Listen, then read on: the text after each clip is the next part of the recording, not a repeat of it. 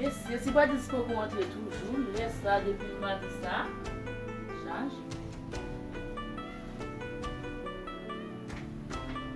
Venez toujours depuis le matin ça, monsieur a sorti de bâche, comme on se bâche à monter. Mais on côté comme on ça aide tout. Oh, c'est ça. Peut-être qu'on peut appeler un gosse ou parler. Qui sont game de parler comme ça? Mes amis, petit comme on trafic. Ça c'est shit avec monsieur qui coupe mon appel. J'aime pas te parler devant, on fait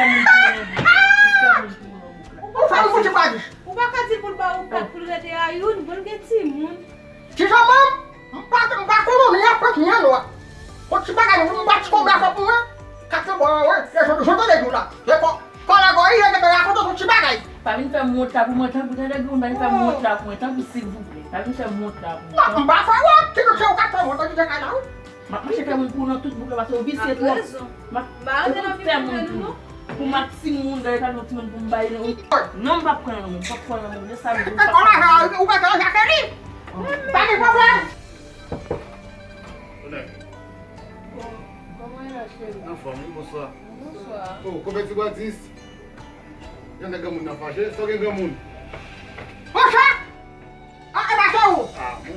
Cai pro jogar cidão. Você para o chão mesmo, jogar mesmo. Ça passe. Você não se conversa no baixo quando eu cair lá. Comment?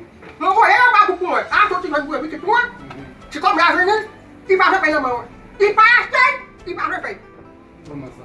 Agora que se tiver sonhando de cair lá. Ça passe, c'est pas il va abrir pour là. Não dá nada ali, não. Você parou.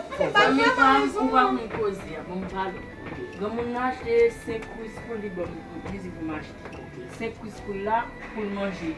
Pour me battre 4 là-dedans, pour me prendre une pour avec avec voisinage. Comment on va faire ça? Ah, dis son cher. Voilà, j'ai Comment on gamun. va faire comme ça? C'est qui pour nous prendre 4 pour nous non pour avec nous. Não vai fazer por ele, o babu, não. Tá por ele. Aí vai dar. É mesmo só que tá gamando ali, vai porque foi uma coisa, não gamando Mais il va chercher mon. On va parler mal garçon comme nous. Vai para lá, gato, já por ele. Você vai deixar a tiver cair. Tem des photos Como comme é que nous, não mon mesmo cher. com ça, então Oh. tu traiter ele bem ou traiter ele mal? Como é que você vai te comer? E eu já caiu, já puxar onde cair lá. Non, o Waka dit ça gamun, mon cher. C'est ça. O Waka pas, ça va bon. Ça c'est fait mal parler mal garçon ça, est gamun. Eu vou louca, mas eu vou agora me dizer como ça. On va faire, on va Tu vas faire ficar de bonito, façon ça. vai se fazer por De você façon ça, botar. nous, on Que ça? va ses amis mourir. Só de lá se comer. Ouais, ses amis mourir, madame comme ça.